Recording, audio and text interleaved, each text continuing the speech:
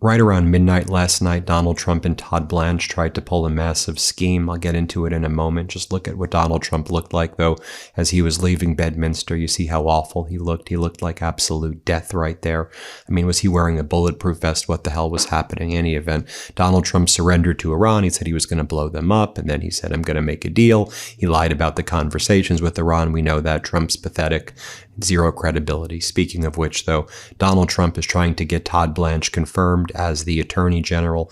Currently, he's the acting Attorney General. 2 Republican senators on the Senate Judiciary Committee, Senator Cornyn and Senator Tillis, have said they won't confirm Todd Blanche as the Attorney General unless he rescinds the settlement agreement that Trump entered into with the federal government on May 18th and May 19th. On May 18th, Trump did this settlement for a so-called anti-weaponization fund, $1.776 billion to J6 insurrectionists. May 19th, Trump and Blanche did an addendum. The addendum provided a waiver of Trump's tax liability. It said that Trump, his kids, Trump Organization essentially never have to pay taxes from the date of the settlement agreement going back. They can't be investigated. They can't be audited. So that settlement agreement, May 18th, May 19th, had 2 components. And according to Senator Cornyn and Tillis, they would not confirm Todd Blanche unless and until the settlement agreement is rescinded.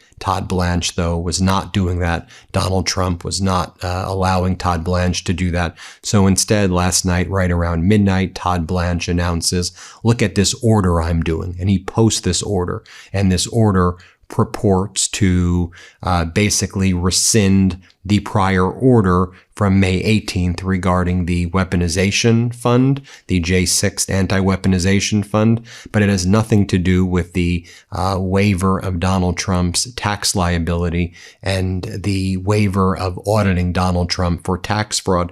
Let me show you what Todd Blanche posted. And what Todd Blanche posted is completely unenforceable. And so it does not rescind the settlement agreements from May 18th and May 19th. Far from it. It actually affirms the existence of the May 19th addendum, which waives all tax liability by Donald Trump and Donald Trump's kids and the Trump Organization. So if anything, this actually makes things worse. So here was Todd Blanche post.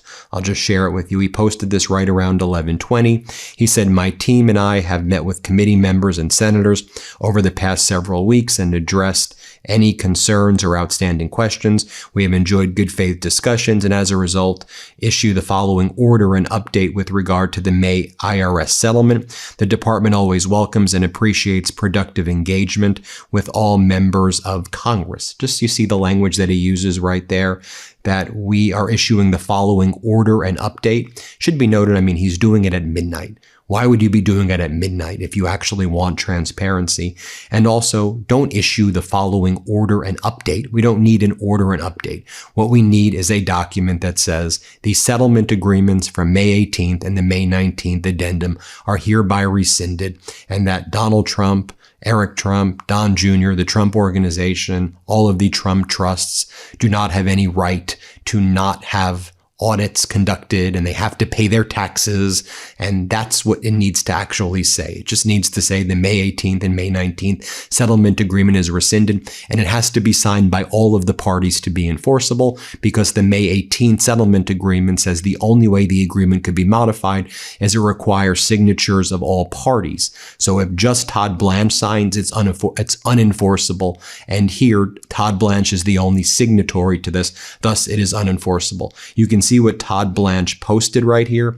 First, he posts this order, August 2nd, 2026. It says, the Attorney General's May 18, 2026 order establishing the anti-weaponization fund is rescinded and shall have no force or effect. B, for the avoidance of doubt, nothing in this order is intended to contradict or otherwise be contrary to prior representations by the Department of Justice that the fund is not operative.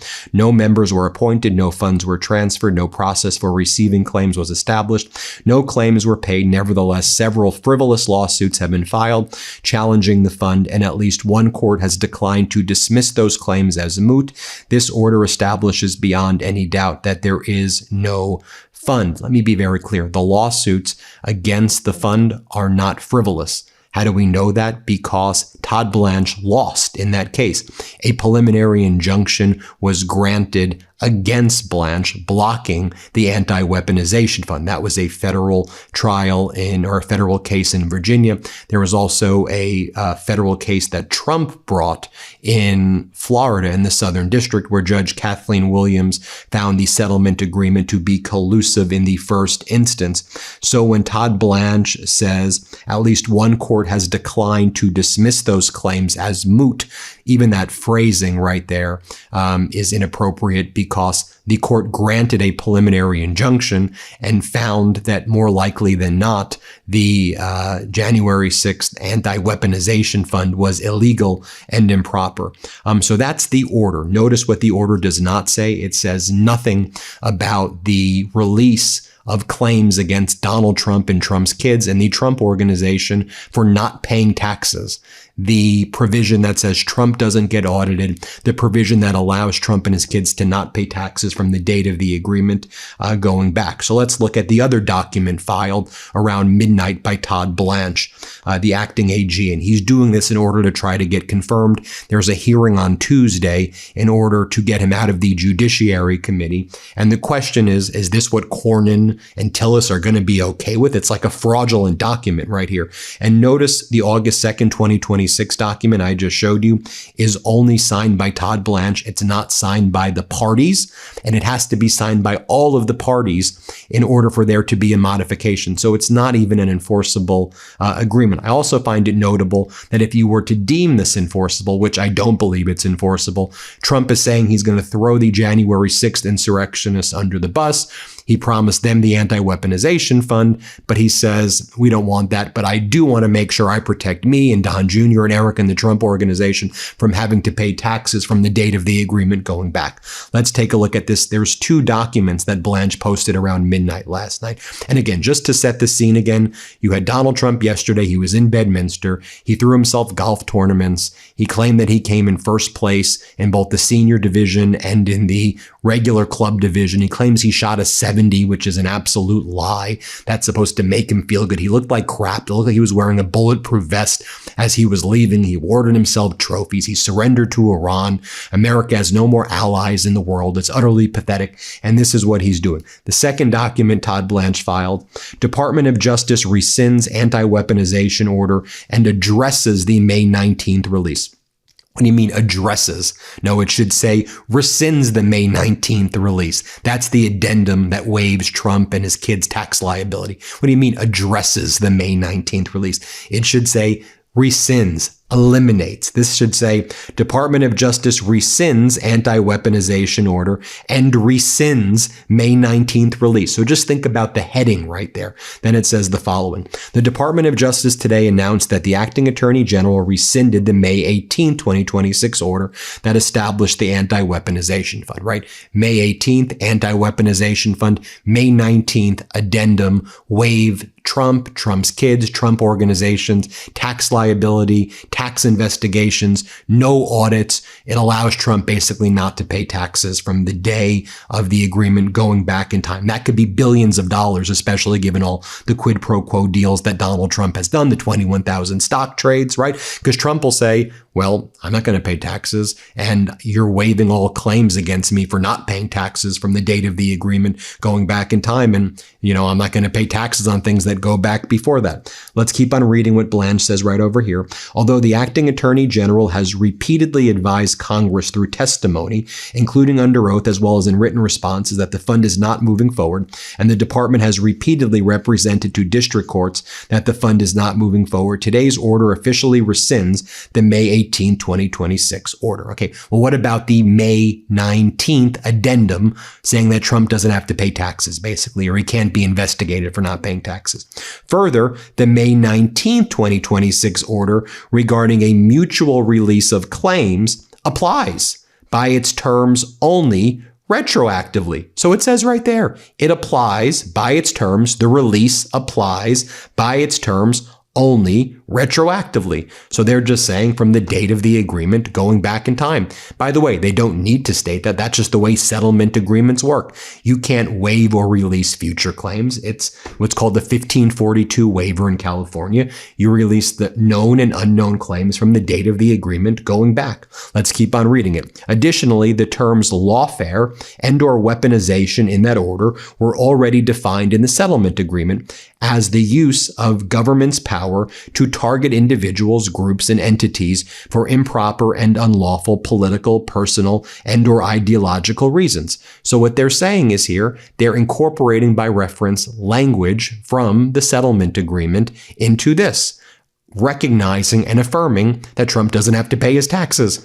So they're not rescinding or eliminating the agreement. In fact, they're affirming it, and they're saying the language applies. Let's keep on reading. The acting attorney general stands by all of his July 15, 2026 Senate Judiciary Committee testimony, including answers to questions asked by Senator Cornyn related to the scope and applicability of the May 19, 2026 order. Pause. Remember what Blanche said? Blanche said Donald Trump would have the ability to challenge the agreement being rescinded if it was not signed by all of the parties.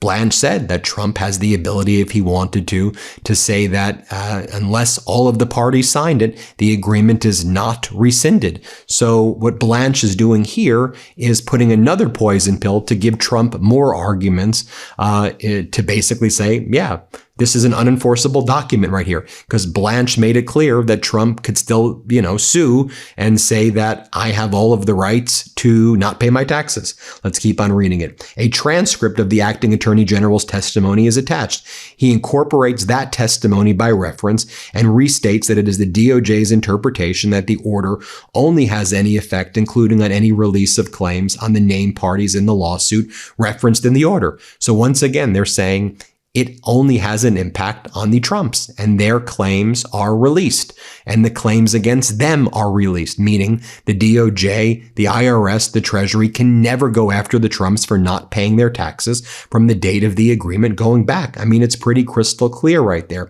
Take a look at the May 18th agreement for yourself, just so you can see it for yourself, and take a look at paragraph 8, where you can see it says modifications right here. It says the settlement agreement may be modified only with written agreement of the parties. So the May 18th agreement was signed by a lawyer on behalf of Donald Trump. It's odd that Trump didn't sign it, and just some lawyer named Daniel Epstein signed on Trump's behalf for plaintiffs. Remember, Eric Trump's a plaintiff, the Trump Organization's a plaintiff, and then signing on behalf of the DOJ is Stanley Woodward. So you have both parties signing it, and then now you only have Todd Blanche signing it, so it's not signed by the parties. It's not a rescission of the settlement agreement. To rescind the settlement agreement, you would do one sentence. The settlement agreement dated May 18th and May 19th is hereby rescinded. Signed all of the parties, and they each signed it. That's not what this is. And by the way, the order that Todd Blanche just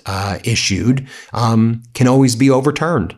It doesn't say that the order can't be overturned. So this is the order today. The moment Todd Blanche is confirmed, he'll just overturn the order and say, well, now I do a new order. And the order never purported to rescind the settlement agreements, so the settlement agreements remain in effect. You have to rescind the settlement agreements, not just do an order saying that the May 18th order doesn't apply. So you all see what went down right there. So that's the scam that they tried to pull. And then meanwhile, you have Donald Trump posting weird AI images of himself like this with George Washington and Abraham Lincoln, using the symbolism of the United States while he engages in this absolute fraud. He posts these weird videos of himself claiming that he shot a 70 and came in first place. Meanwhile, you want to know what's happening in the United States right now? The 10-year Treasury yields move closer to 5%. The 30-year yields move closer to 5.5%. The U.S. had to bail out the Japanese yen. We had to put billions of dollars, hurting our dollar,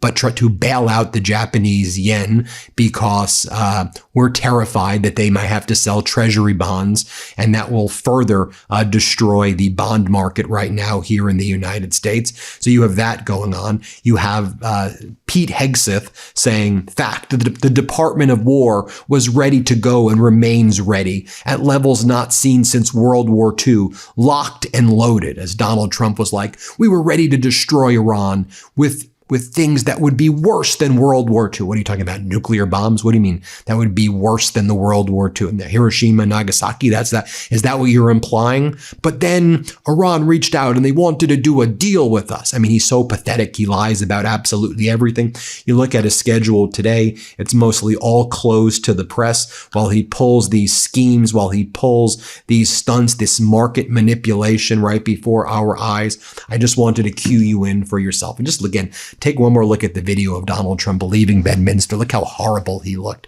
Anyway, that's what I got for you. Hit subscribe. Let's get to 7 million subscribers. Get your copy, by the way, of WTF America, which I wrote with my brothers, called WTF America. Pre-order it right now. Hit the QR code, or there's a link in the description below. It really helps to do the pre-orders. Thanks for watching. Hit subscribe. Let's get to 7 million subscribers. Hey, if you want the full story, how democracy got here and how we take it back, pre-order our new book, WTF America, today. Just scan the QR code or click the link in the description. Let's do this.